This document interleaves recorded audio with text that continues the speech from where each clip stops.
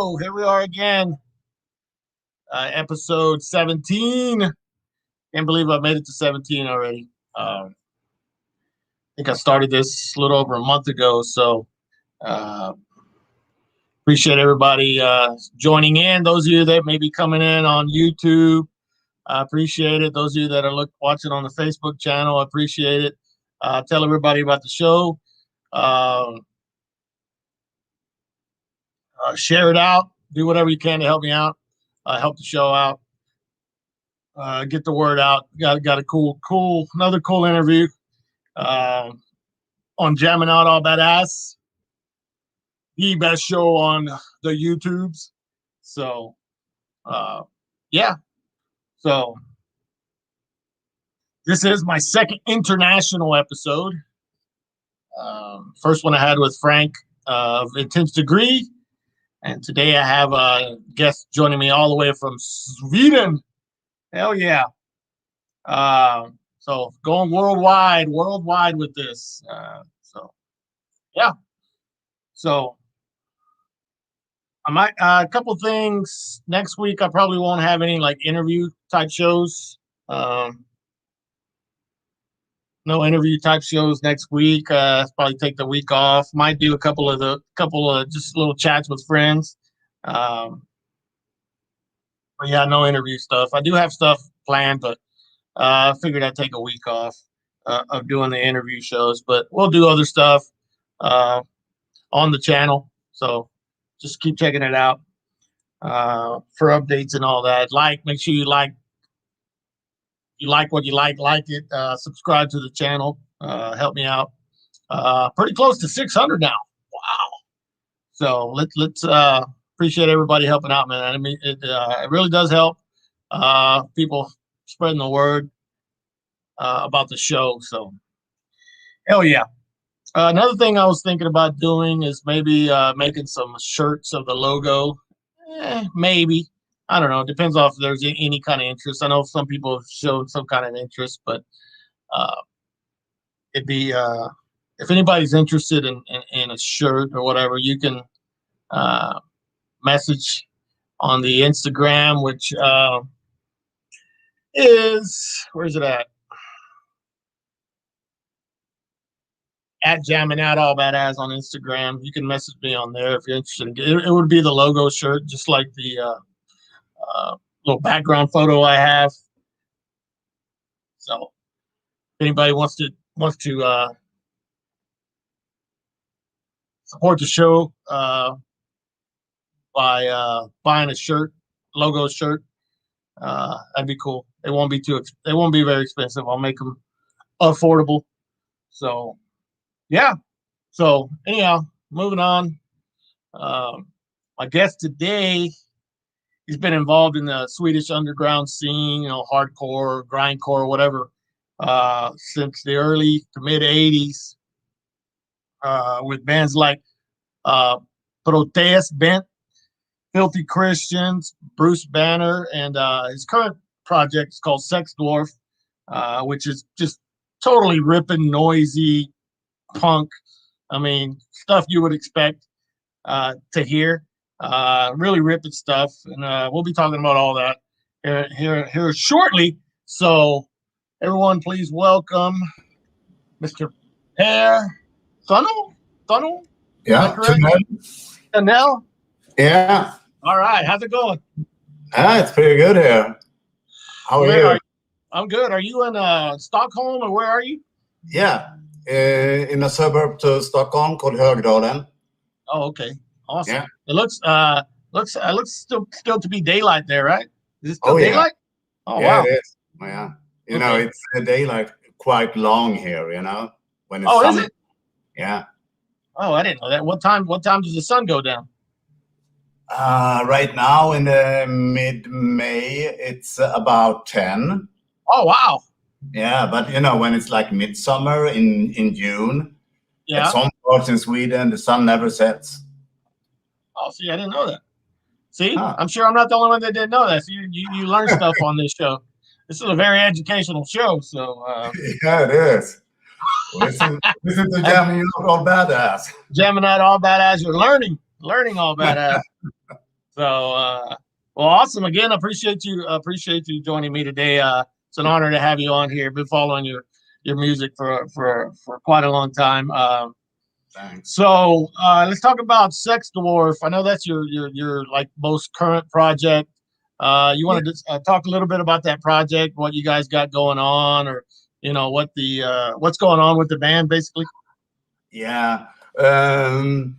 Right now, with all the COVID shit, we have been taking it easy, doing new songs. We're gonna record something. I don't know what it will be, if it will be a 7-inch or if it will be a new 12-inch. We'll see. Yeah. We were supposed to play last year at Have a Good Laugh in Vancouver, and then do a tour together with Frantic from Los Angeles. But that is postponed till next summer. So hopefully we come over to the West Coast, do the Vancouver festival, and then go down the whole way to, basically the West Coast down to California.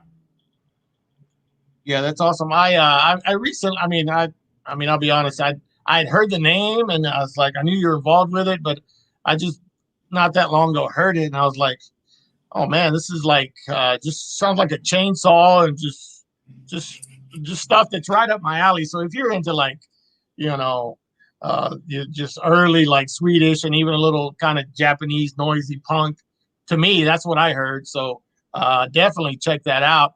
I really dig it. I know you guys have a few releases out that I've checked out. So I know you have a Bandcamp. So if anybody wants to check them out on the Bandcamp. But now the name, I'm guessing it came from the Soft Cell song. Yeah, that's true. Okay. Me and Niklas, the guitar player, when we were like we were talking about doing this this project, but then he was like he moved to Australia to live there for a while, and then he came home, and then we were like, okay, well, now we're gonna do it, and we both we love Soft Cell. Yeah. So the name was so obvious that, okay, we need to have a band called Sex Dwarf. And I still think it's a good name. But yeah, it's a good name. It stands out. I love that song. Yeah. And if anybody doesn't know who Soft Cell is, I guess they're most famous for that Tainted Love, right? Yeah. Yeah. That's their like most famous song, which I think is a cover by them too, if I remember correctly. Yeah. Right? Yeah, it's a cover. So but yeah, so any of this stuff rescheduled, like any of the shows or anything like that with Sex Dwarf? We will have like one show in August, I think. Okay. There in Sweden? Yeah, in Gävle, and then in Gothenburg as well in November, I think it is. I hope we can do it, but people are starting to get vaccinated here now, so hopefully we will be able to do it, and then we will be able to come over to the West Coast next year. Yeah, that'd be cool. Well, I mean, I'd like for you to come to Texas, but it is what it is.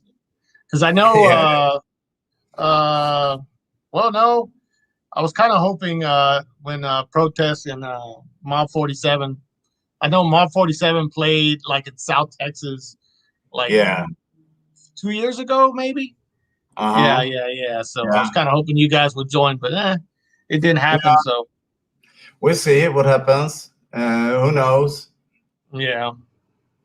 Cool. So let's go back to your earliest, like going way back, growing up, where you grew up. What kind of music was playing at your house when you were like before you even knew anything about music? What's your earliest memory of like discovering music? What kind of music was being played? Well, at the house where I grew up with my mom and dad and the sister, We didn't listen so much to music, my family, but I had a cousin, Peter.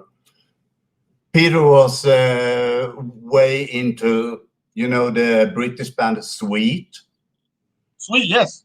Yeah, and Kiss, of course. Yeah.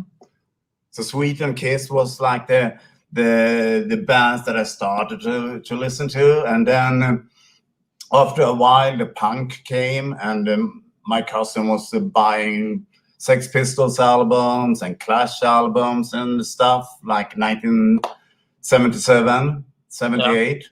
Yeah. And that influenced me a lot. Did you play any type of instruments? I know you've mostly been a vocalist. Did you play any instruments as a kid? No, I didn't. I was like playing the flute. When I was a kid in Sweden. I think everybody in like grammar school ever plays a little recorder thing. Yeah.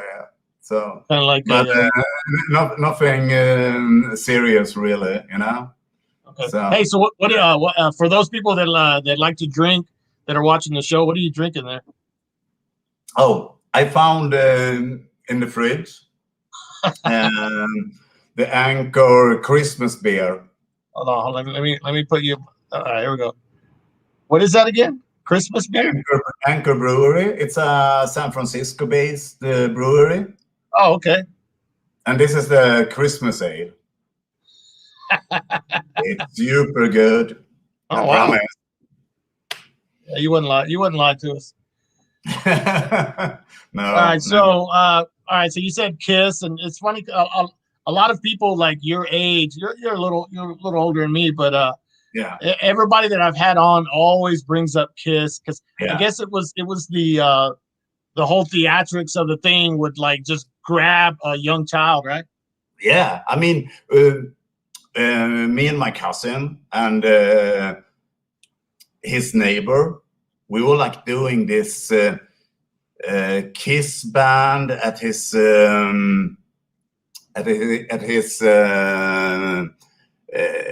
backyard. We did build up a stage, and was like making guitars and bass of hockey sticks and plywood, Yes, that's awesome. That's awesome. Yeah. I mean, I did that with like other bands too growing up. I mean, you're like, you look up to them and you're like, I want to do that. You just make your own little concert arena at of your favorite band. So that's awesome. That's hilarious. All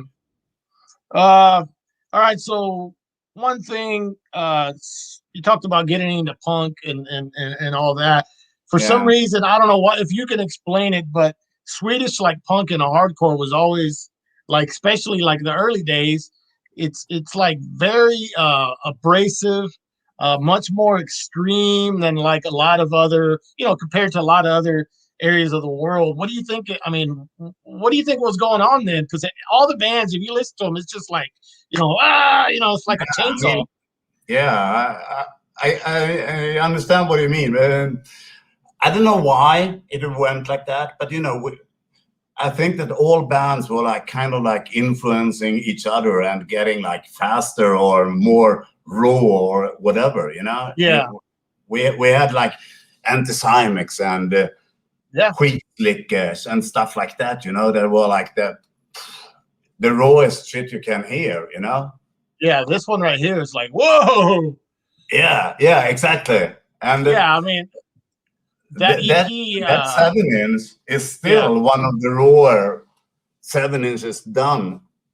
Oh ever, Yeah, and it's got what is it? I think War System has been covered by like a million bands by it's an amazing, just totally brutal and like raw and like it's like it's like I was like, man, what this was like what 82 or something, and I'm like, wow, 82, it's like way more extreme than like, it's kind of like Discharge, but like way more just raw and like I don't know. It's like twisting Discharge a few more.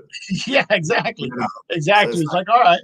Yeah, we like. I hear a lot of bands. Like I said, I mention this often, but it's like, yeah, we like Discharge, but we want to be like more extreme than Discharge. So Yeah, yeah. I think a lot of these bands did that well. But yeah, man, that's one of the ones. And let me see, I had another one that I think you're probably. Well, I guess we'll get to it in a minute. But what else was I going to ask you? Where'd he go? I'm looking through my notes. I'm sorry. Yeah. So how young were you when you started discovering this type of music, like just a real raw punk from Sweden? I mean, I think I was like 14 or 15. Yeah, 14. Okay. Yeah. You know the compilation album Really Fast? Oh, hold on. It's amazing that you say that. It's amazing that you say that, because I was going to ask you. Come here, picture.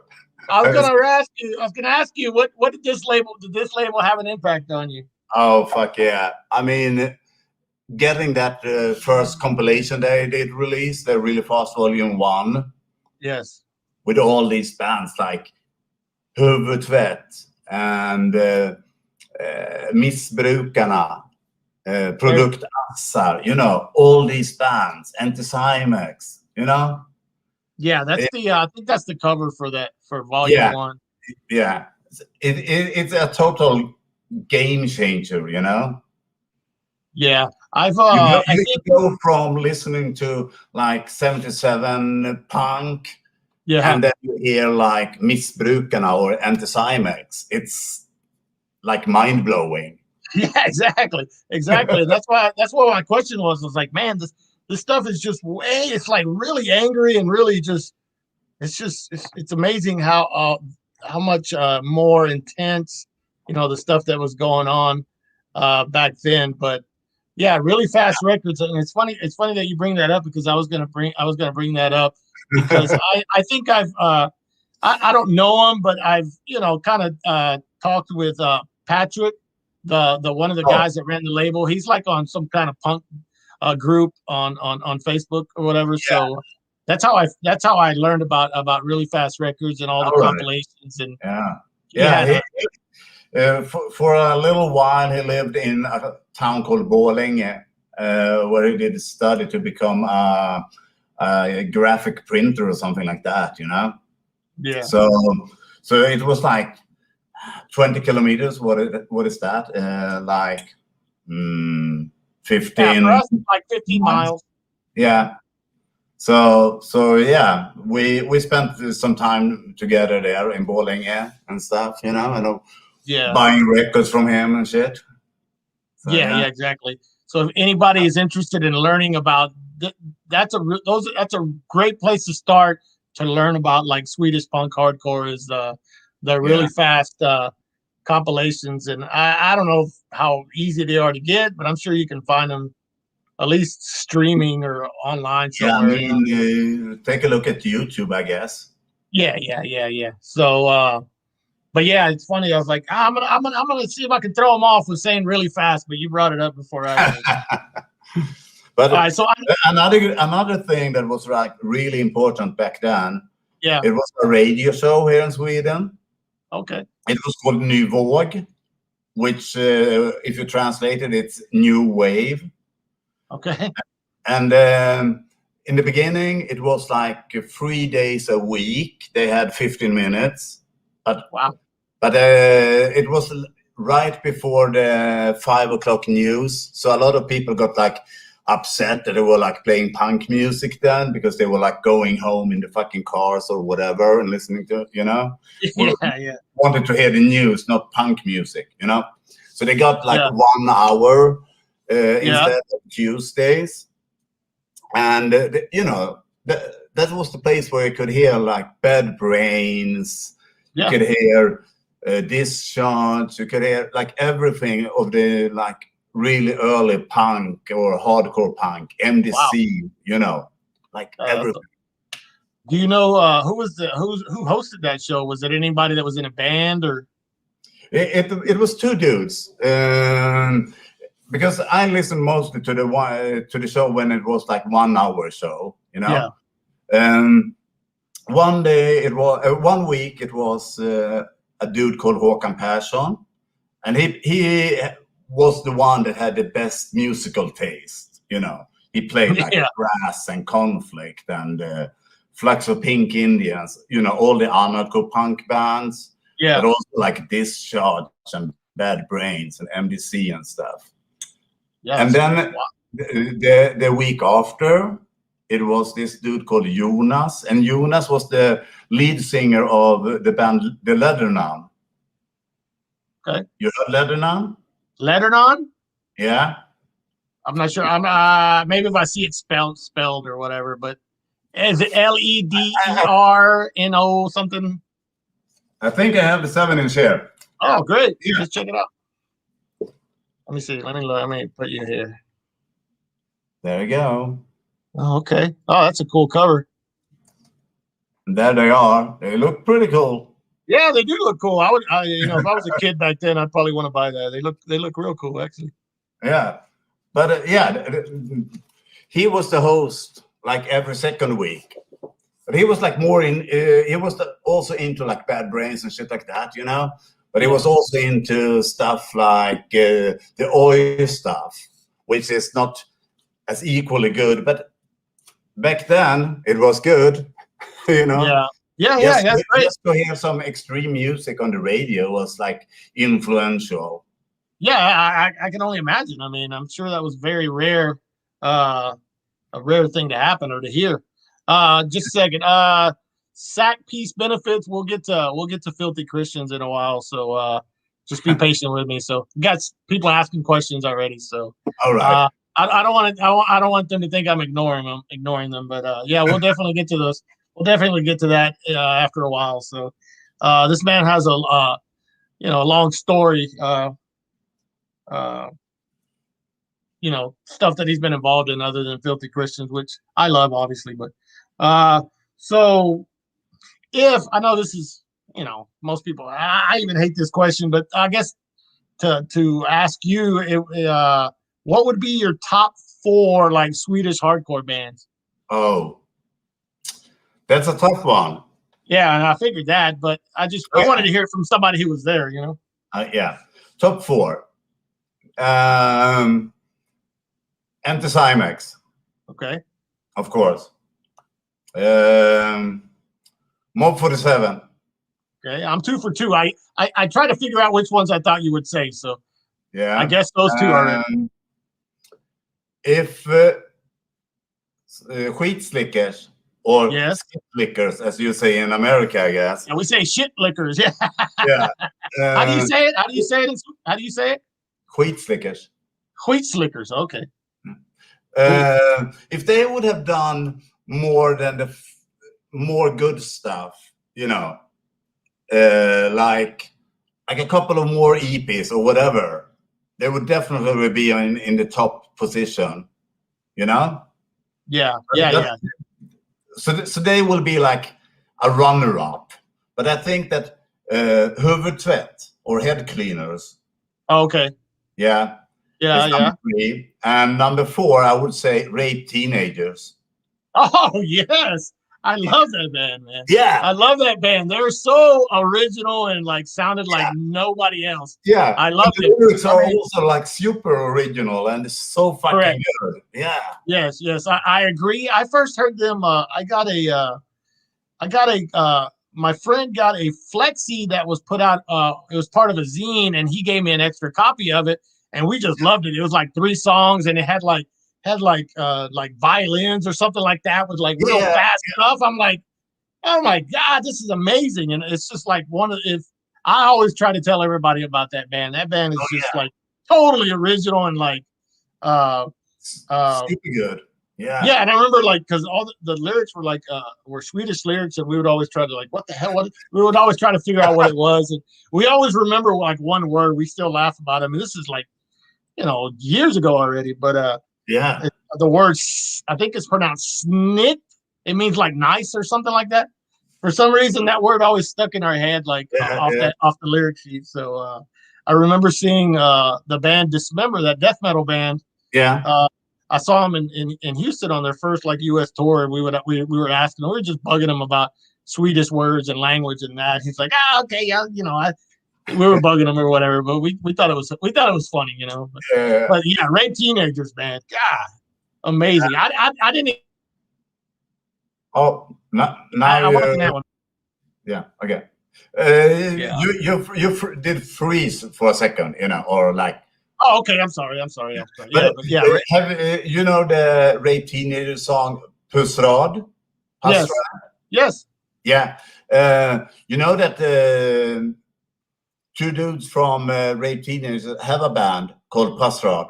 Correct. I do know that. Yeah. Awesome. And you Yeah, know they Isotope correct. Soap. Who? Isotope Soap. Isotope Soap? No, I don't know. Yeah. I'm not sure. No, okay. That's the drummer from Rape Teenagers. Oh, But okay. he's singing in that band, and it's kind of like synthesized punk, It's like synth punk. Yeah. It's really good Okay. if you're into check it like out. that stuff. That's the drummer was Peter, right? Peter? Yeah, Peter Swedenhammer. Peter Swedenhammer. Yes. Okay. Yeah. Yeah. But yeah, man, Rape Teenagers. Everybody, go look up Rape Teenagers. All their stuff is amazing. Yeah. Really underrated band. Yeah. Do what Francisco is saying. Yeah, that's awesome. So when did you start going to like gigs and shows, like before you were in any, did you go to gigs before you like in any bands, and what were some of like the cool, like memorable gigs that maybe you saw as a kid? I mean, one of my first gigs when I saw a foreign band was the UK Subhumans. Oh, okay. Yeah, they played in a small city called Norberg. Like, I think it was like 84 or something like that. Okay. They had just released the From the Cradle to the Grave album. So they came there and they played together with Fear of War. I think Protes played, but I'm not really sure. But that gig was like, wow, can a gig be like this? I have been like at other gigs, of course, but that was like kind of like mind blowing. Yeah, that's awesome. Somebody, I'm not sure. I can't probably pronounce that, but the ladder. Yeah, best song ever. Yeah, it's a super good song. The song No Rule is really good too. Yeah. Have somebody asking, how do you feel about all the Cliff bands? I'm not sure what that means. Driller Killer, Black Uniforms, etc. I'm not sure what that means. Yeah, I don't know. I don't like the Cliff era Anti-Cymex. So it's like I haven't really checked Black Uniform so much, and I haven't really been listening to Driller Killer very much either. It's not really my cup of tea. Yeah, I think I know Driller Killer. I just never really paid attention to him. Yeah. Okay. So was I'm trying to say this right. Protes Bengt, was that your first band? Protes Bengt? No, it wasn't. Filthy Christians or the pre-Filthy Christians was. Okay, well, yeah. I guess we'll skip around then. But so with Protes, talk a little bit about forming the band. What you want to do with the band? What influenced you to start that band? Yeah, me and Patrick, that was the bass player in Filthy Christians, were down here in Stockholm and looking at a gig. I think it was Mob 47 playing together with, maybe it was with Disarm and Anti-Cymex and Agony. And we bought like this demo. It was a Swedish band that released a demo with like 270 songs or something like that, So me and Åke was like, what the fuck? We will beat that. We will do 300 songs. It was kind of like that. That was like That's the inspiring. spirit. That's the fucking spirit right there. But What was the band? Who was the band?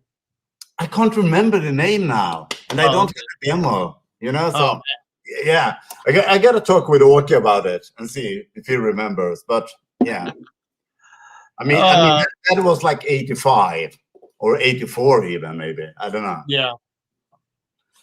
And Anyway, you guys, we did go immediately to Åke's place and Yeah. was starting writing lyrics for the 300 songs, you know. And then Åke was like doing the riffs and shit, you know. yeah, And he sent us the tapes. And we did That's go awesome. down to Stockholm to record at the famous bowling studio. Famous? Bowling studio, the bowling studio, yeah. You know, I'm sorry, go ahead. What were you gonna say about the studio? yeah, Åke's parents had a bowling alley, you know, where you can go and I got you. I got you. I yeah. understand. So in the office behind everything, Yeah, Åke had his studio. He had like a small Tascam 4-channel yeah, portable studio, you know? yeah. Oh yeah, I know about that. I have one laying around here somewhere. Yeah. So, you know, all the stuff from the Stockholm area back then, like Agony, Discard, Crudity, everything like that is recorded at that studio. That's awesome. Yeah. Yeah. So you guys did the EP, the 32 song EP first, right? Yeah. The let me see. Let me find it. I got pictures to show. Yeah. So if it might this now infamous kind of EP, let me ask you about the artwork. You did that? Yeah. So I've noticed like all the artwork with the band is just kind of silly stuff. I mean, what was what was the reason for using that or doing that type of artwork? I mean, like every kid back then, we were like, we thought that Pusshead was like the man, you know? Yes, of course. But no one can do stuff like Pusshead, you know? No. Okay, let's do it like the other way around, like do a silly cover. And then I was like, okay, I'm gonna do like Pusshead and do like a copyright, but instead of it's gonna be a Tunehead. So yeah, I guess that's the story behind it, you know. That's awesome. Yeah, I mean, me personally, I like that kind of stuff. You know, it's just like, you know, it's silly, but it's like, you know, you're not taking yourself too seriously. And yeah, exactly. What the fuck? It's just like for fun, and you know. Yeah, exactly. It's like, you know, yeah, just people look at it like, what the fuck? And then you play it, you put the needle on the record, it's like, oh, you know. So it kind of works out in more ways than one. That's but yeah, I always wanted to ask about the artwork used with the band, because that made me it always made me laugh. Let me see, I have something else. Where'd it go? Okay, I'll save that for a minute. But so you recorded that, and then there's a demo. There was a demo that you guys did after that, correct? Yeah. We had some new songs and shit, you know. We were like, at that time, after the 7-inch, we did hear Heresy from the UK. So we were like really, really influenced by that. Oh, yeah. And at that time, Krille had decided that he didn't want to do it anymore, you know, because Mob 47 had been splitting up and shit, you know. So Ola, were the bass player on the 7-inch. Yeah. He was actually the drummer in Filthy Christians, you know. Yeah. Oh, yeah. Yeah, so it was like natural to put Ola behind the drum kit instead, you know. Yeah. And it got like a little bit faster, a little bit more like metal breakdowns and stuff like that, you know. Yeah, there definitely is. There definitely is a little more, I guess, variety. I guess you could say on that one. But I think I told you I love that. I love that one. I think that might be my favorite recording, maybe because the drums are just like, it reminded me. It sounds like Filthy Christian drums, Oh which is yeah, blasting, and obviously because it's the same guy. yeah, But yeah, that second demo, or that, I guess, first demo, because your first release was an EP, which is yeah, kind of weird. You're kind of going like backwards, sort of. yeah. True. But the thing with that demo was that it was like supposed to come out as a 7-inch or something. Oh, okay. But I don't know if we didn't have the money or something like that, and we didn't want to put it out on another label or something like that. I have no idea really why it didn't come out, but yeah, it didn't come out. Yeah, and But then I guess 625 did this discography album with the 7-inch and that demo on. yeah, Is it isn't it like a split with Mob 47, or is it just the protest stuff? No, it's not.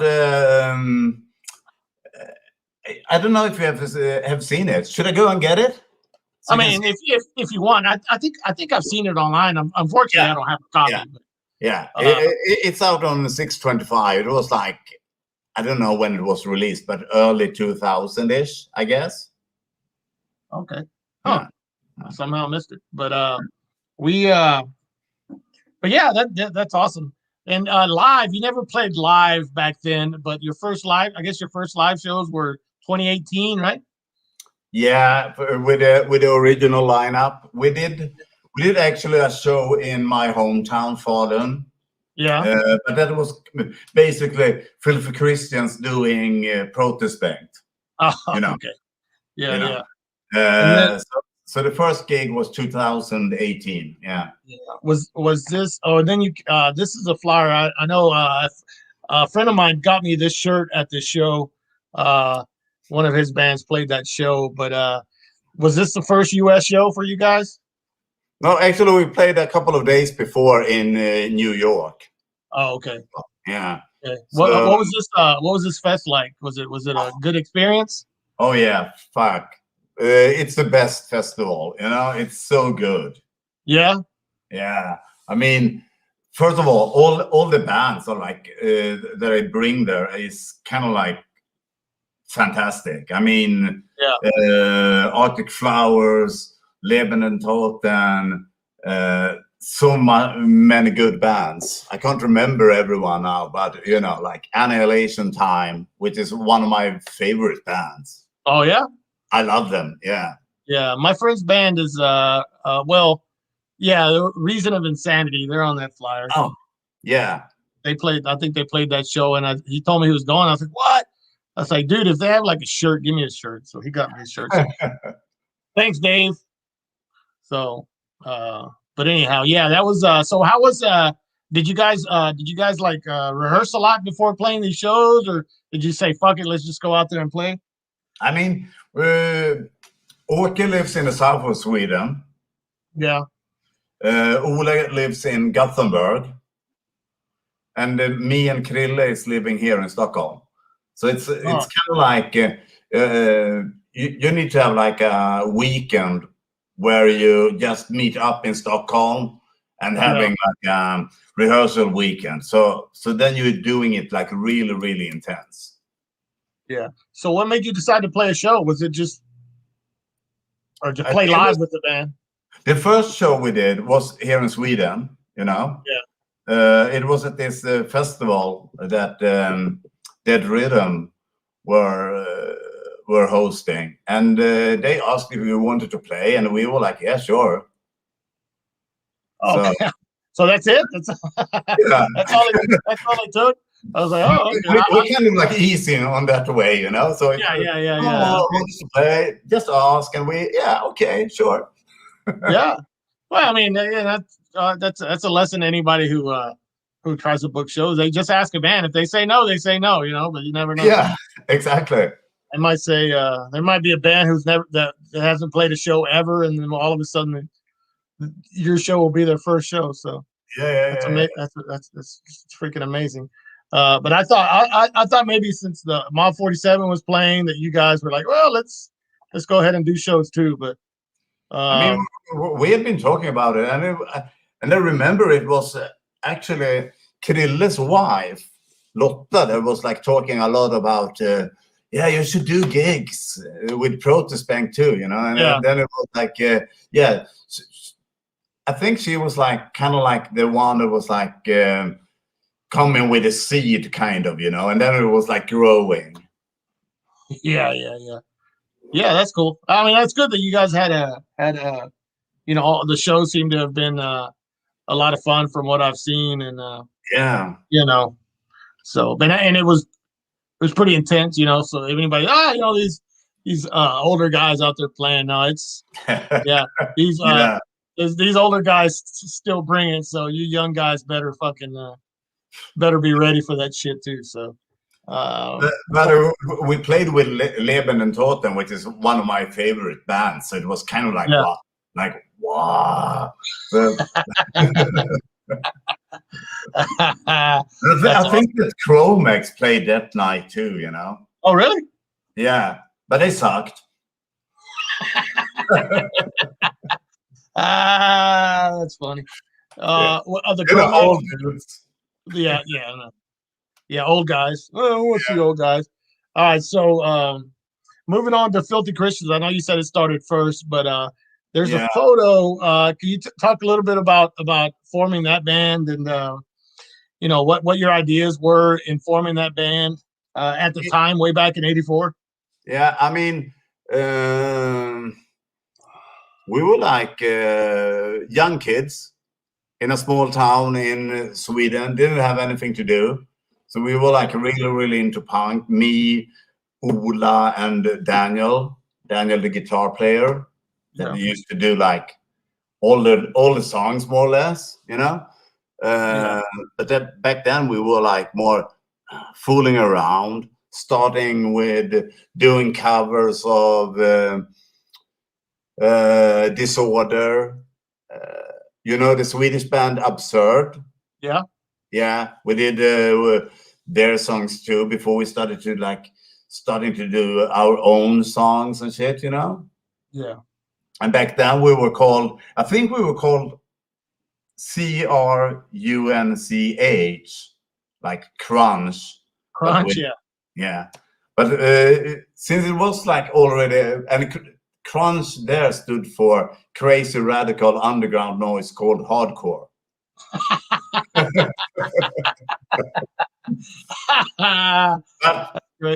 But we stole it from, I think it was like kind of like a collective that put on shows somewhere in Canada, you know. Oh, wow.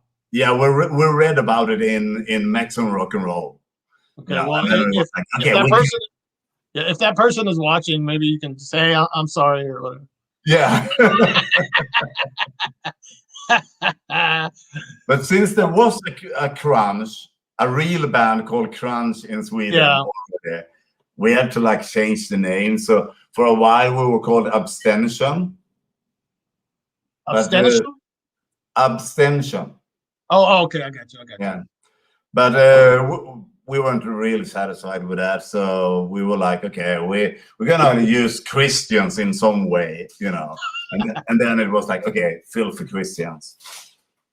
Yeah, so. Yeah. That's cool. And I mean, I don't know. Yeah, I always wondered that why you chose Christians, but I didn't know if there was a lot of maybe Christian type folk or whatever that like annoyed you over there. But it seemed like that wouldn't be the case. But because here in Texas, I growing up, I got that shit all the time from like, you know, you better believe in God and this and that. And yeah. But I mean, like the 80s in Sweden, it was still kind of like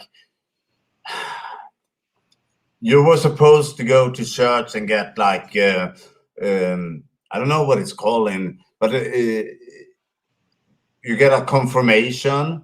Yeah, like baptized. Yeah, kind of, you know. Yeah, and yeah. And you take the Yeah. the wine and take the fucking body and eat it, you know. Yeah. That's very Yeah. Catholic. Yeah. So, but so I think we referred to ourselves as the filthy Christians because Christianity was like a state religion in Sweden and stuff. Oh, You know. okay. Yeah. Yeah, that's awesome. Yeah, that's cool. I always kind of wondered about that. I didn't know if it was just you. Oh, it sounds like a cool name. Let's just use that. But at least it had some sort of meaning. All right, let's go back to photos. I found this. I think the caption said this was like maybe one of your first rehearsals or something. Is that Oh true? yeah. Oh fuck yeah, it is. Actually. Yeah. Where was that? Where were you rehearsing at? It looks like it's the at my old school where we had the music lessons. I'm Yeah, pretty sure. Yeah. So it's at the Helsingårdsskolan in Falun. Yeah. that's wild. Yeah. That drum set looks sick. I like that drum set. Yeah. Oh, it's just you, a drummer and a guitar player. Yeah. In the beginning, we didn't have any bass player because it wasn't that much people that were into punk or extreme music at that time, you know? Yeah. So it took us a while to get a bass player. But after a while, we met this dude, but it was Daniel's bigger brother's friend, Grege, that started to play bass with us. Okay, and right here you're doing the absurd covers and all that. Yeah. It was that the space we did all these covers and shit, you know. Yeah, that's awesome. I came across that. I was like, that's a cool picture. It looks like I have kind of like a Subhumans t-shirt or something like that. Yeah, let me see if I can see if I can zoom it in a little bit. Maybe. Yeah, maybe. Yeah, that was Cool. Yeah, that's a real cool photo. I thought I'd share that one. See if bring back some memories for you. Yeah, I love the haircut of Daniel, the guitar player. Oh yeah, he's got a mullet going. He's got a sick mullet. Yeah. It looks like he's in a fucking hockey team or something, you know? Yeah, exactly. He's the enforcer. I guess, as they call it. I know very little about hockey, but I know some. Yeah. All right. So you got the band. You're what was the first recording you guys did as a band with Filthy Christians? We did a demo before the 7-inch, I guess. Yeah. You know? Okay. I've looking through all my stuff. I don't think I ever ran across that demo. So what was it? How many songs were on it, or what was on it? I have no idea how many songs. You know, the reason why I don't remember it is that we all thought it sucked. So we were like, okay, we're gonna hide this and pretend that it never happened. You know. That's why it's hard to find. Then that's why it's hard to get. Yeah. Yes. You're like, fuck that. How do we see? You know, Max from 625 Records. Yeah. He wants to do like a demo, Filthy Christians. Oh yeah. I guess like an album or something. So we see what happens. Yeah, that'd be awesome. I'm all for that. Okay, so you mentioned the EP. This is now classic split EP. I know there was several versions of it done. Yeah. Do you remember the recording sessions for this at the time when you guys went in and did it? Yeah, we did record for that 7-inch, and we were like doing some more songs too. And we recorded it in Falun, in a local studio. And that studio was kind of like a dance band studio. I don't know what you would say dance band is, but like quite boring music. Yeah. You know, that's good enough for me. So the dude that recorded it didn't expect really what this was about, you know. And then we came there and was like doing our stuff. What do you what I guess you blew his mind. He was like, what is this shit? Yeah, kind of, you know. And also like I think after like 7 or 8 songs, the snare drum, the skin on the snare drum broke, so we had to take another snare drum, and the sound was like completely different, you know. Oh wow. Which was like kind of like shitty. So yeah, it doesn't. The whole recording doesn't sound exactly the same, you know. The 7-inch songs sounds the same, which is the major part, I guess, you know. But the other songs would have been fun to have with a better snare drum on, you know. Yeah, it's similar to dealing with it with DRI. They have different sounds on that album. Yeah, it doesn't all sound the same. So that I guess we can mention it. I don't know if you mentioned it earlier before we came on, but you said this split EP is about to be reissued, correct? Yeah, it's Ben from Drop Dead and his label Armageddon. Oh, awesome. That is doing it. And we were talking about this like 2004 when we were playing with Bruce Banner. Bruce Banner, yeah. In USA. And then Ben was like, yeah, we should do this. Come on, guys. And we were like, yeah.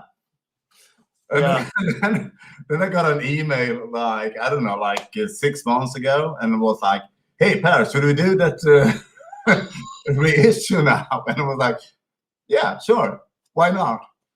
So it's remastered and done. So I think he's like sending it to the pressing plant like any day. And what's the name? Armageddon Records, or what is it? Armageddon, yeah. Oh, okay, awesome. So yeah, it's kind of a hard EP to get nowadays unless you're going to pay good money for it. But I mean, I have one, but if anybody doesn't have that split, it's coming out. Fuck yeah, that's awesome. Those extra songs you said, whatever happened to those extra songs that you said that sounded a little different? Yeah, some of them ended up actually at Really Fast Volume 4. Oh, okay. Yeah. Okay. Huh. Yeah. I think it's a song called South Africa and some other stuff that ended up on that compilation, the Really Fast Volume 4.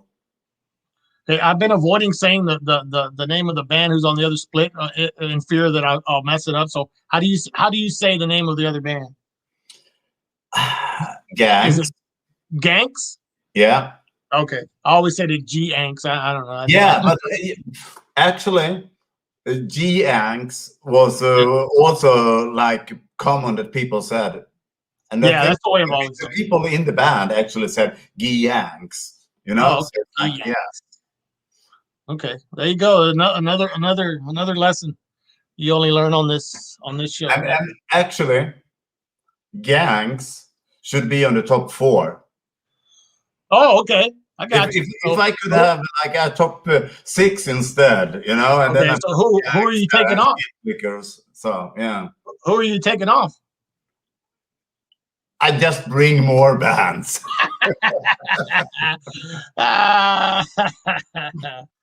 Yeah, they're great bands. Parad? Yes, of course. Yeah, they should also be on the list. They should all. Yeah, you should have 12 bands in your top 4. I understand. Top list sucked, but hey, you know. Yeah. Like I said, I wanted to hear from someone who was there at the time, and you know, your perspective on it. So, so awesome. Okay, so after the EP, you did another demo, correct? Like in '88. Oh yeah, we did yeah, because we were playing in England and in Holland, '87. Yeah. And we met with Dig from Earache Records. Yeah. And I was just asking him like, hey, you should do a album with Filthy Christians. And he was like, yeah, sure. Send me a demo. Yeah. Like do a recording and send me a demo. And we were like sending it. And he was like, yeah, sure, I can do it. That's awesome. Yeah. Yeah, I remember reading that somewhere that you just gave him a tape while you were on tour. So where did you? I mean, I had the album, but recording that album, it was a little, I guess, a little more. I don't want to say cleaner, but it was a fuller sound on that recording. Yeah. What was that intentional, or is it just the way it came out? I think it was just the way it came out, because we didn't have very much experience. Yeah. And we didn't have so much money, so we could go to like a decent studio, you know? Yeah. This is the same studio where we did the 7-inch, the split 7-inch, you know? Oh, okay. Yeah. So it was the same dude that was like producing all these dance bands and shit, you know? So yeah, it sounds a little bit weak and clean and everything, you know. So yeah, it could have been much more aggressive and rawer, of course. Yeah. But yeah, I guess that was the time, you know. Yeah, but you've mentioned dance bands a couple of times already, so it's like I got to ask him about the intro. I mean, you did hot stuff by Donna Summer and all that. So yeah, what was the reason for those intros? I know you on like that on the '88 demo, you had like some kind of weird intro too. Yeah, I don't know really why we did it, but you know, back then, grindcore was also kind of like a little bit humorous, you know. Yeah. It could be fun and stuff, you know. Correct. You know, you had like bands like Old Lady Drivers and stuff like that. That was like kind of like having these silly moments too, you know. Yeah, no, I mean, I love it. Don't get me wrong, I love it. I think it's great. Like you said, Old Lady Drivers, Spastic Blur. I love Old Lady Drivers, you know. Yeah, me too. Spastic Blur. You like the Spastic Blur album? If everybody would just have been focusing on the brutal parts, yeah, it should have been so good, you know. Oh, I understand. Like I said, Spastic Blur is one of my favorite albums too. Oh, that was just, you know, they have a slogan: "If you're serious, you lose." You know, so yeah. I mean, I love Spastic Blur. Oh, me too. Me too. It's so funny that you're mentioning them, because no one ever does. Oh, I love Spastic Blur. That album is genius in my it is. Yeah, because Marco. I'm like no, yeah. Where's me Marco? And but yeah, man, all that stuff at that time. Like I said, I'm not one of these like, you just gotta be serious all the time. So I enjoy all that silly stuff and having fun and not being serious all the time. Yeah. So speaking of Earache, they never. I don't think they've been trying to, like, you know, and this is just my opinion, but they've been trying to cash in on all the older bands on the old roster, because what they put out now is just pure garbage. But how come I don't think that album's been reissued, right? No, it haven't. I mean, to be honest, I think that we actually sold not very much copies of it, because back then you had Napalm Death, you had Carcass, you had Bolt Thrower, you got Morbid Angel coming, and then Entombed. So they were like selling so many copies, you know. Yeah. So I think we and Intense Degree and bands like that wasn't really like a big priority. Right. Yeah. Yeah, and I love the Intense Degree album. Spastic Blur got reissued somehow. Yeah, that's cool. Which was a surprise. Yeah. To me, because it's not, you know, they're not a huge selling band like Morbid Angel or something like that. So no. And I had on the previous show, I had Mike Browning, who was in Nocturnus, but also the early Morbid Angel lineup. And he said Earache never pay them for anything. I'm guessing it was the same for you guys, right? Oh yeah, yeah. I think a lot of. I think that was the case for a lot of bands. I can't tell, but probably. Yeah. I don't know. Yeah. Yeah. I mean, I haven't heard the interview with Mike Browning, but I'm gonna listen to it. Yeah, he just said they haven't, because his band Nocturnus, I guess they did okay on that label, and I love the album. The Key is so fucking good. It's like science fiction death metal. Yeah, correct. With like keyboards throughout the whole thing. Yeah, yeah. I love the keyboard parts. It's like death metal, Deep Purple or something. Yeah. Yeah, yeah. Speaking of Deep, are you into classic rock stuff like Deep Purple and stuff like that? Oh yeah, yeah. I love In Rock. Oh yeah, that's a great album. Yeah. Silent Time. What a fucking song. Yeah, but I like the Made in Japan version better. I don't know about you. Yeah. The live version of it. It's just like I don't know. I'm really a live hard rock heavy metal dude. I love Unleashed in the East by Judas Priest. Of course. Live and Dangerous with Thin Lizzy. Yeah. Strangers in the Night, maybe. I don't know if you like UFO. Yeah. And Tokyo Tapes by Scorpions. Oh my goodness, yes. Yeah. Yes. I mean, there's a video I have with a friend of mine from Germany, Thomas, who we did a Scorpions, just an episode, just he and I on the Scorpions. So if you get a chance to check it out. Wow. So yeah, he saw him. I think he saw him on maybe 78, 79 or something like that. Well, they were so fucking good then.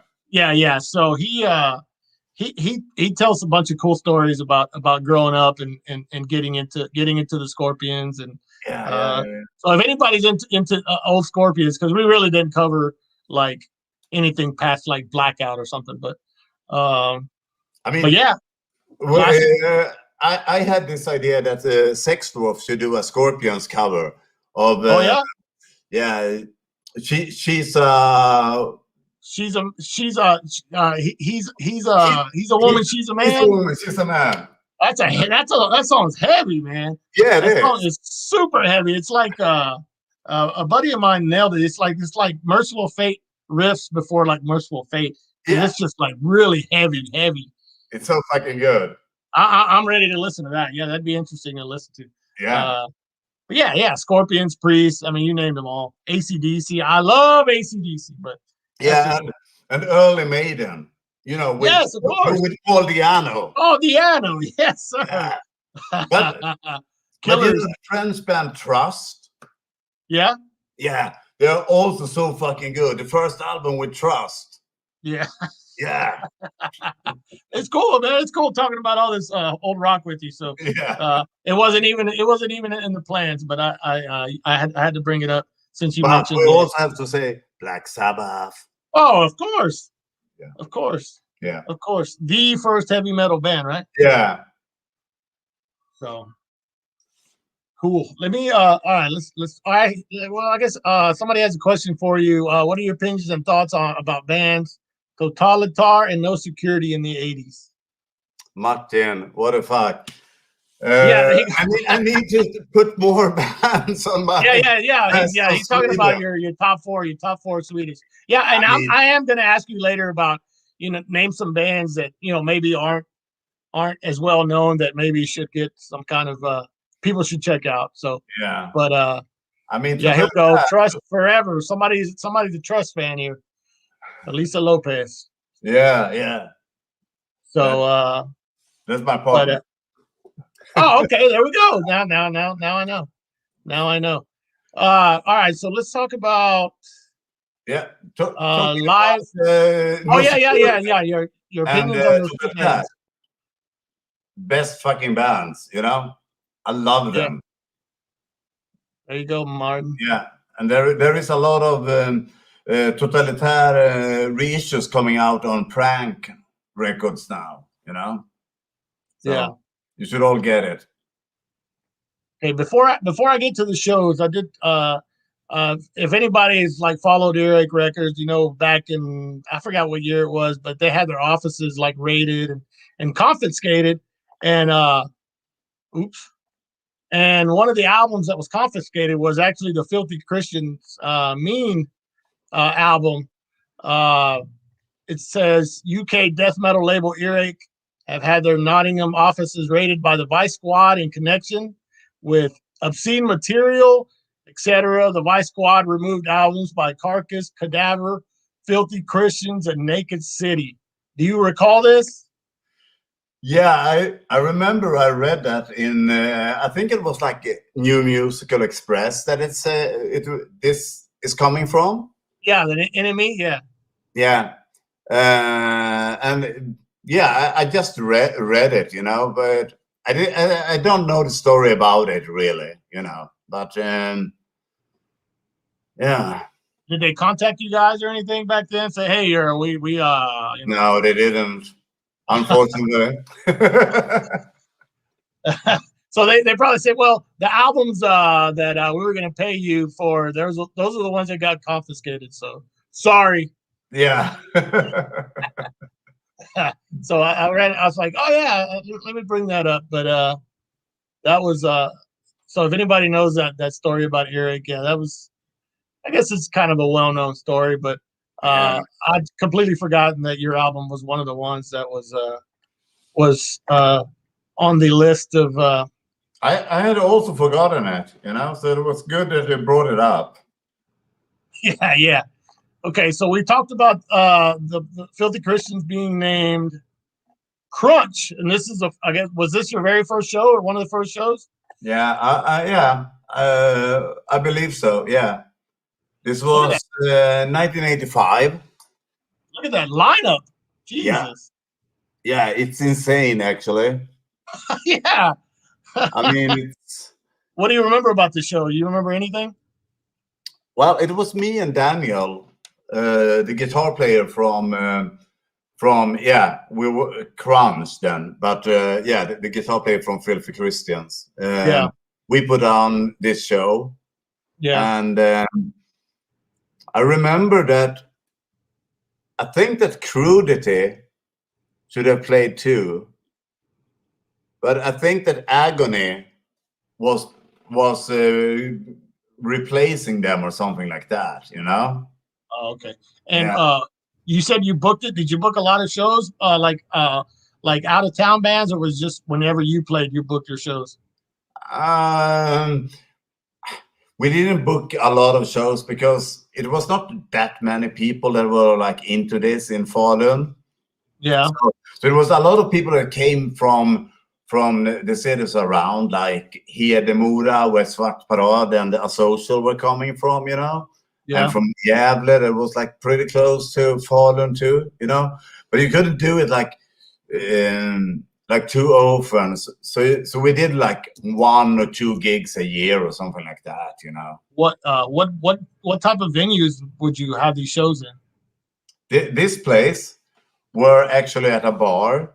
It says cafe, but it was like a cafe and a bar. And at that time, I was 18 and could drink at that. No, I haven't been. No, I was like 17. So I couldn't be actually at that bar. And Daniel, he is like a couple of years younger than me.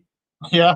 So but they didn't care about it, you know. So we could go there and buy beer and everything, you know, and everything was super chill. Yeah. Yeah, it was a great place in Falun, that one, you know. Yeah, I've noticed. Yeah, there's let me see. Let me another show flyer. Since this one is, where's it at? Here we go. This is another one I got from you. So this is any memories of this gig?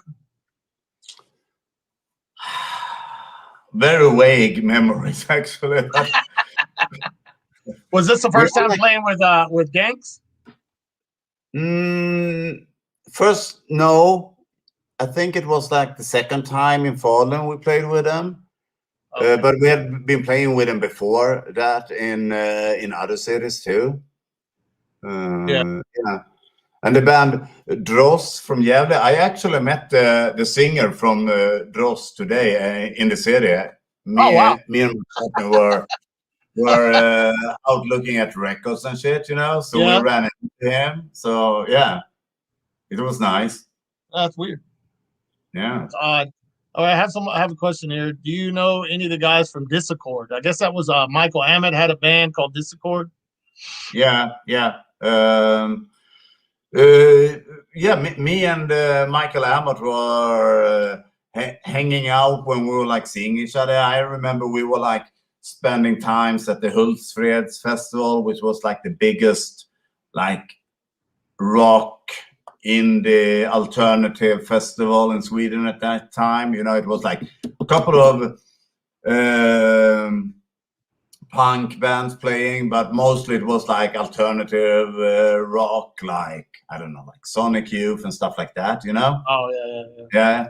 So yeah, Discord was a fucking great band. Yeah, I know that was Michael Hammett. Michael Hammett is a fucking amazing guitar player.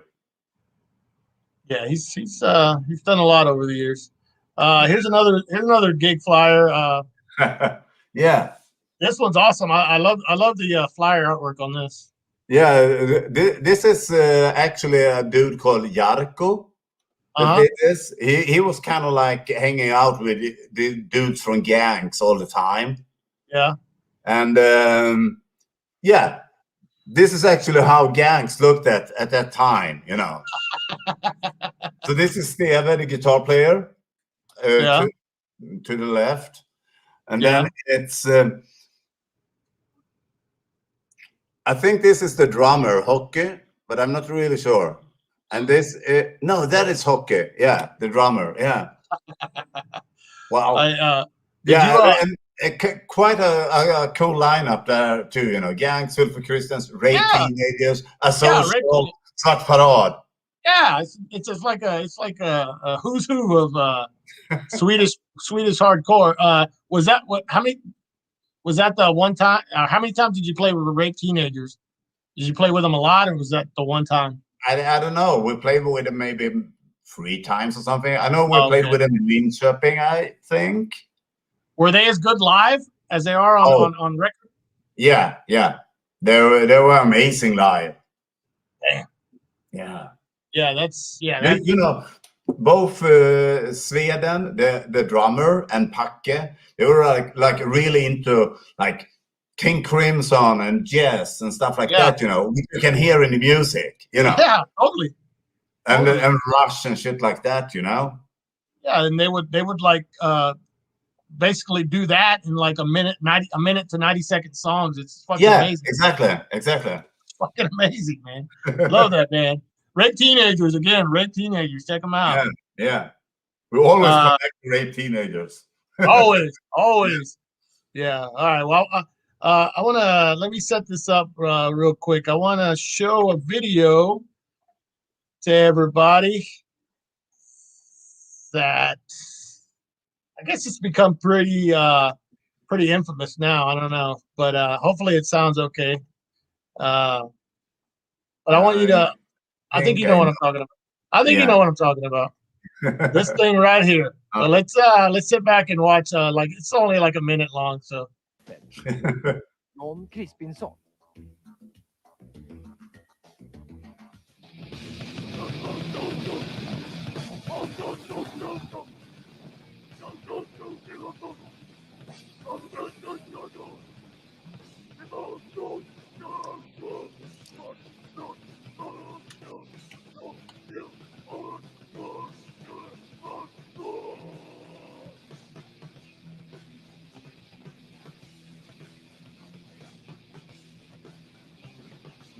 Wow.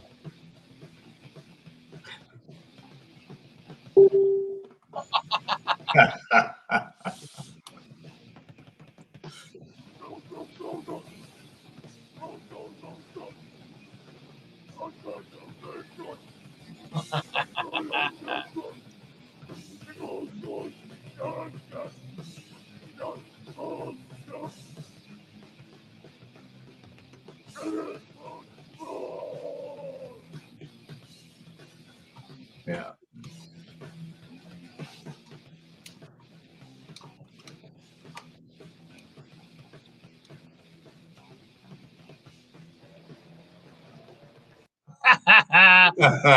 I Yeah. I always enjoy the end of that when that car just drives off or whatever. But so please explain to me and everybody how that came about and what that was. Well, you know, that was about the time when Napalm Death started to get really, really big in the UK. Right. Yeah, so they had been like on TV in the UK, BBC shows and shit, you know. Yeah. So this TV show was kind of like a show that they had on Fridays, and they were like trying to be kind of like a culture show. Yeah. And they wanted to like catch up with the new music that was like coming from the UK grindcore and extreme metal and stuff like that, you know. And they knew about there were some Swedish bands, so they got in touch with this dude called Fredrik Holmgren, Fredda. He had Chicken Brain Records. Yeah.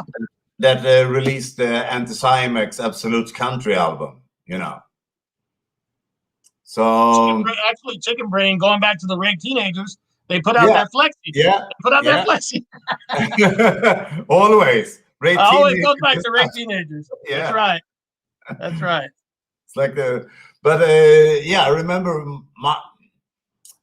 this was in the 80s. No mobile telephones or anything like that. Yeah. So I remember I was like coming home. I was like going out with my friends, getting drunk and everything, you know. And it was like this note on my. I lived with my parents then. It was this note that, hey Per, you should call Fredda Holmgren at Chicken Brain Records. Very, very important. You know, it was my dad that had written that letter, and I was like, okay, yeah, sure. And he was like, hey Per, do you want to be on the national TV with Filthy Christians? And we were like, now you're joking, right? You know, you never saw anything like that back then. Yeah. But no, it was, we went down and did it, and like the whole Stockholm death metal crew were in the audience.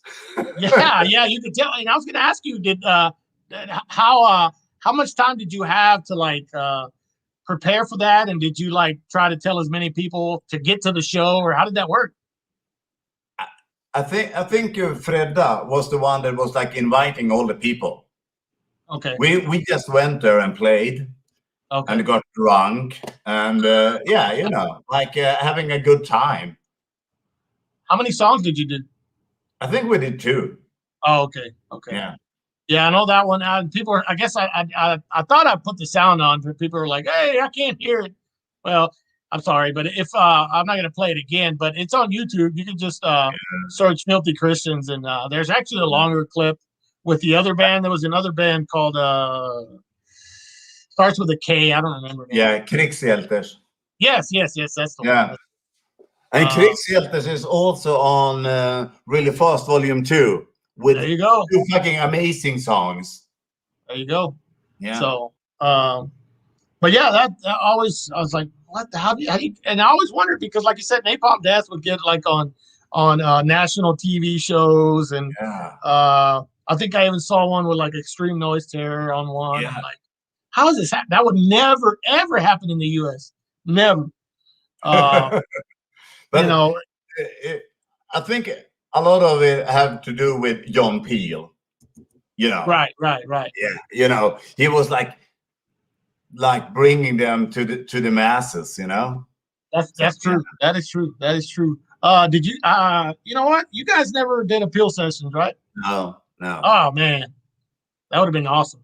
Yeah, we just played like two shows in the UK during our time, you know. Yeah, there's like a live show on YouTube of like '87, I think. You're playing in Liverpool. Oh yeah. Oh, I Yeah, haven't yeah. seen that. Yeah. Oh, it's not video. It's just audio. Okay. Yeah. Yeah. Yeah. But yeah, I think the story goes. I think I remember you asked, hey, I don't know if that was a tour, but one time you guys were in the UK and you're like, hey, we're all here. Can we play a show? Yeah. You recall that? Yeah. Yeah. It was about that because we did go to Germany to play some shows. Yeah. We in gangs, and then we did go to the UK and Lerm, Heresy, and Hybel. We're doing Yeah. the tour together, Yeah. and we were like, "Hey, can we play?" And I'm not sure, but I think it was only Filthy Christians that played.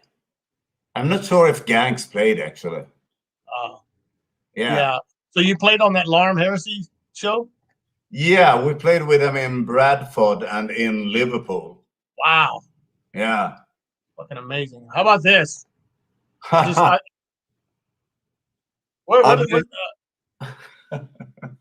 Yeah.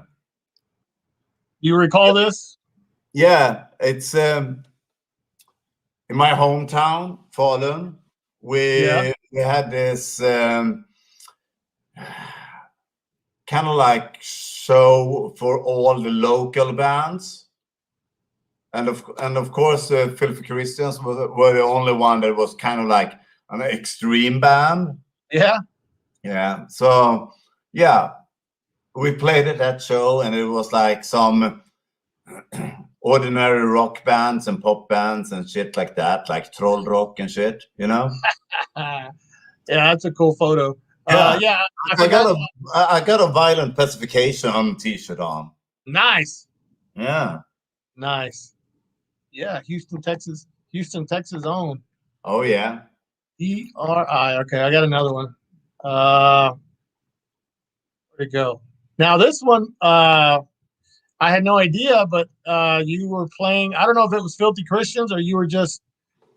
This is with Fear of God, right? Oh yeah, yeah, that's right. My buddy Earache. Yeah, Dr. Earache. Yeah. With a flannel shirt. Of course. Yeah. Well, what are you like reading? What's going on there? I have no idea. You know, me and a friend, we're going on this interrail thing where you go with a train through Europe for a month. You know, you pay at that time it was like not very expensive at all. You know, you paid something like, I don't know, like $200, and you could go through Europe for a month. Yeah. And we went to Switzerland, and I did some songs with Messiah, you know, the Swiss death metal band. Yes. At one gig, and then we followed Fear of God to Germany. Nice. It looks kind of like that I have reading some poetry or something like that. That's exactly what it looks like. Like a spoken word or something like that. Yeah, spoken word before, like, you're the opening act. Yeah. Well, let me see if I can zoom in. If you look in the back, there's some pretty cool bands. I don't know if that's you can see Atavistic is coming, and Sacred Denial, and so I'm not sure that place. I don't know what. Antitoxin, I think. Yeah. Yeah. Atavistic was fucking amazing. Yeah. It was that play? I guess it's just the angle, but it looks like the ceiling is pretty low there. Yeah, I can't remember. Yeah, that's cool. Yeah, that's funny. I mean, when you did go out on that thing, you know, for a month, you were like drinking a lot of beer, you know. Yeah. All right, I think I have. Let me see. There's another interesting photo. Live setting. There's another one. Oh, well, this one I was just going to ask. There's a lot of jumping, and I guess you were one of those vocalists that like to jump up really high. Yeah, I try to, you know. Like one of my favorite vocalists of all time was known for jumping Blaine from The Accused. I don't know if you ever liked The Accused or not. But Fuck Blaine yeah. would like jump up. Seemed like, you know, he would jump like 4 feet up in the air when he was playing. Yeah. So Did you ever catch the band What Happens Next? who? What Happens Next? What happens next? No, I didn't. Oh, you have seen the photos of them. I think they're from Probably. California, if I remember. Yeah. And Conquest to Death. It's the same singer. He's this. Oh, okay. You know, he's kind of like Blaine or something. You know. It's amazing to see them. You know. Okay. I don't think I've ever heard them. But yeah, What Happens Next? They I guess they took that after the Ill Repute album. Yeah, I guess, yeah. Ill Repute was a great band. Yeah, the Nordcore scene. Nordcore, Yeah. Love it, man. But did you guys? I mean, I've never seen like too many like live tapes or anything. Did you guys play a lot out back then, like Filthy Christians? No, not really, because we were quite young. Yeah. No one had a driver's license, and we didn't have any money, and you know, like the usual stuff. Right. So we didn't play a lot, no. And I think we played. The most south we ever went, I think, was like Linköping or something like that, which isn't very south at all, you know. Yeah. I mean, it's cool. There's some live stuff out there though. But you guys ever? Are you still in contact with everybody in that band? Yeah. No chance of a more or less, yeah. You know, like so if I say me and Daniel have a lot of like contact, and actually now when the reissue of the Split 7-inch, I've been in touch with the bass player as well, because I want him to know also what is happening, and that he will get some copies and shit like that, you know. So I guess it happened with Protes Bengt. So will Filthy Christians come play over here at my house? Sure. Play live. Yeah, we come and play at your show. Yeah, exactly. Yeah, I'd love That's a deal. Let's do a live stream with Filthy Christians playing for the issue. That'd be awesome. But, well, you at least have 25% of the band in the room. Yeah, there you go. I'm close. Yeah. So, all right. Well, there's one. I mean, you shared this photo, so I'm guessing it's okay for me to share it. But you know, it's tourist. All I'm gonna say is the word tourist. I don't know if that rings a bell to you or not, but you look like a complete tourist in this photo. Yeah. What this photo just I couldn't stop laughing, and it just blew me away when I saw it. It's like, where are you at here? This is actually in Stockholm. Oh, okay. Yeah. And you know, it was like these really hot summer nights and days, you know, so you couldn't really have anything else than a fucking Hawaii shirt, you know. Yeah, and some kind of bag, some kind of anarchy bag or something there. What is that? Yeah, it's a fucking badass band. It's they're called the Conscripts. Yeah, it's an anarcho punk band from Canada, which is like amazing. They did an album on a Norwegian label. Yeah. And they played here in Stockholm. Me and my partner set it up, and yeah, just amazing. If you think like bands from Earache Records or Motorhead or something like that, but done nowadays, it's just amazing. Cool. Yeah, I had to show the photo. It just pretty amazing snapshot. So kudos to whoever took that photo. So Cool. I guess if you want, I mean, we'll start winding it down. Oh, before I forget, my buddy Par Arvidason, I guess that's how you say it, Yeah. from Sweden. He asked me, why didn't you play Sandviken in 1990? Oh, 1990. That's what is it? Sandviken, SANV. 31 years ago. Yeah. He was. I guess he went to go see you guys, and you guys either didn't play, you canceled, or something. But we played Sandviken. We played Sandviken with Sorcery. There you go. The Swedish death metal band Sorcery. Yeah. We played Sandviken with Sorcery. Uh-oh.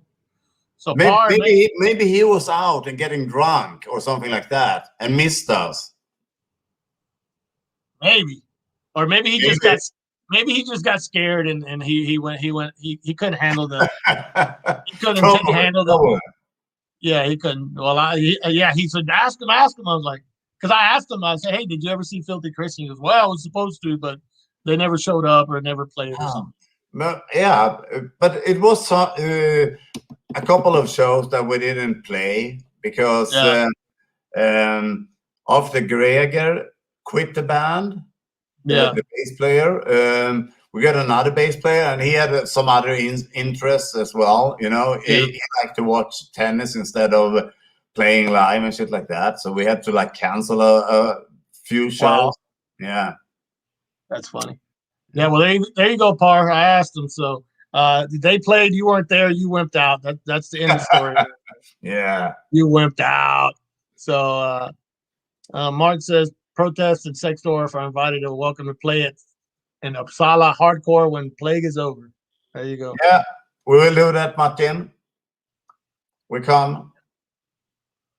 That's awesome. Good. So is there any I mentioned earlier about I know you said you maybe have some records nearby. I don't know if there's any bands, like old Swedish bands or even new bands maybe you would like to talk about, maybe bring to light to some people that might not know who they are, like myself. I mean, there is so much bands coming all the time from Sweden. Yeah. I don't know if you heard Honor SS. No. Antimetafor. Svaveldioxid. Yeah, no, I'm that's all that stuff's like foreign to me. So and it actually came a compilation album like a week ago or something. Oh, really? Like that, a Swedish one. And there is this band called Leper that was like really, really good. Okay. And then you had this band called Exil. Exil is Christopher from Livet som Insats, and it's Christopher from DS13 and ETA. Oh, okay. Yeah. They are also going to do an album on Armageddon. So check that out. Cool. Yeah, I'm pretty sure it's super badass. I heard only one song on that compilation. It's really good. Awesome. Did you ever get into I mean, I know you were there, but the whole Swedish death metal scene, like did you ever, I mean, were you friends with any of those guys in those bands back then? Yeah, I mean, me and Nicke from Nihilist were like talking like on a regular basis on phone and stuff, So when when it was like some death metal gigs or like thrash gigs, we met up and got drunk together and went to Slayer or whatever, Yeah. And Fred from Dismember and stuff like that, Yeah. Amazing dude. Yeah, I think he lives in like New York now or something. Yeah. And he's actually doing sound, I guess, at different punk venues and shit, Yeah, that's correct. Yep. Yeah, my friend Mike was like, yeah, no Fred, and I was like, what? Yeah, I had a friend of mine. Yeah, you know who was our sound man the other day? It was Fred from Dismember. I'm like, what? Yeah, so, that's so fucking rad. Yeah, it's cool. It's cool. I didn't know he lived in New York, much less was a sound guy either. So pretty fucking wild. Yeah. So, anyhow, so if anybody has any other questions, feel free to ask them now. We're gonna start winding this down. It's been a blast talking to you. Hopefully you enjoyed it, but we'll. I'm coming down to you, so we can talk more. Oh yeah.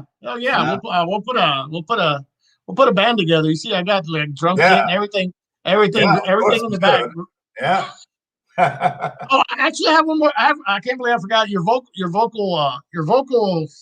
are probably one of the most like abrasive like vocals like ever to me. What was it that inspired you to start like just barking like that like you do? I don't know, really. It just came like that. Yeah. Yeah. I'm not like Kevin Seconds or something like that, So. Yeah. It's just. I mean, whenever anybody hears you, they know it's you. So that's definitely a good thing. So you didn't like kind of blend in. You kind of stood out from. That's cool. Majority, yeah, for sure. I appreciate that. Yeah. Even like in like the Sex Dwarf stuff now, it's just like it's full on. To me, you do vocals like they should be done, like not half-assing anything, just fucking scream into the microphone as hard as you can. And but in Sex Dwarf is something different because we have all these effects on the vocals, like a delay and shit, Yeah. There is a lot of even like on the guitars and stuff like that. There's a lot of noisy effects, and which I mean I dig. I think it's cool, but still, it's not like wimpy shit. It's not like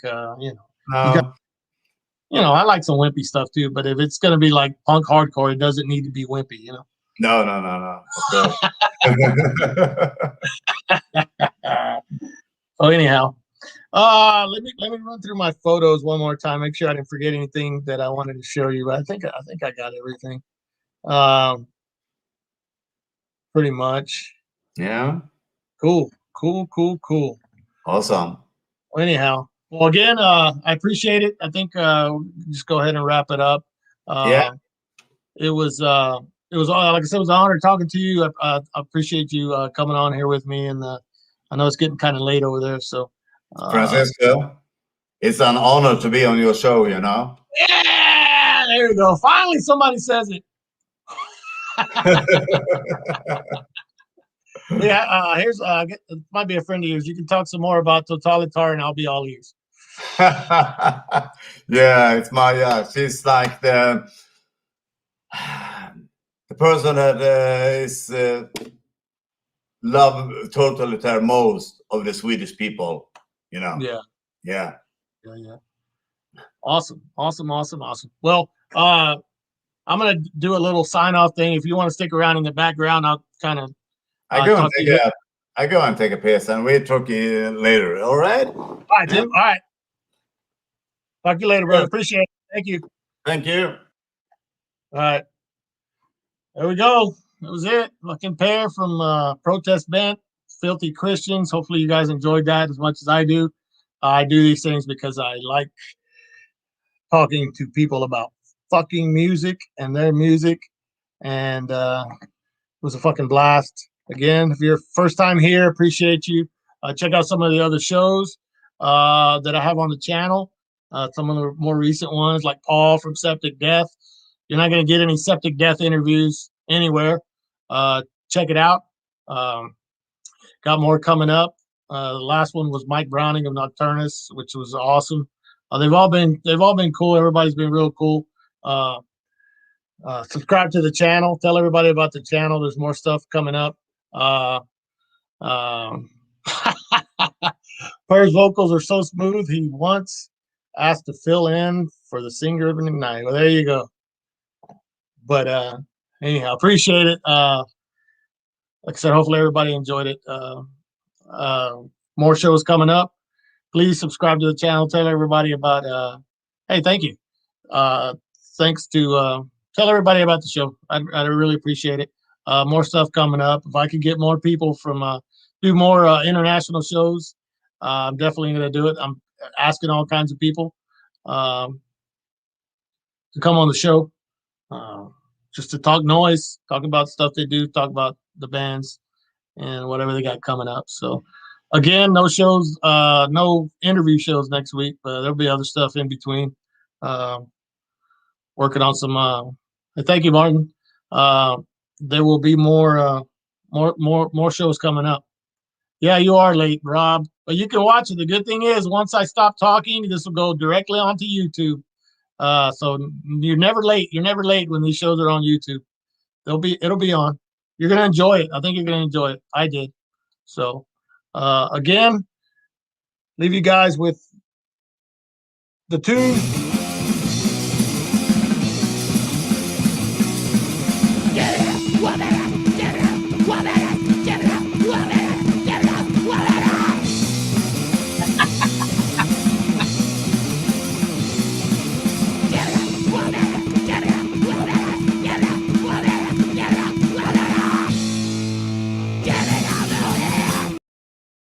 Yeah, thank you, everybody. See you on the next one. Check out all the shows, subscribe, like, all that. Later.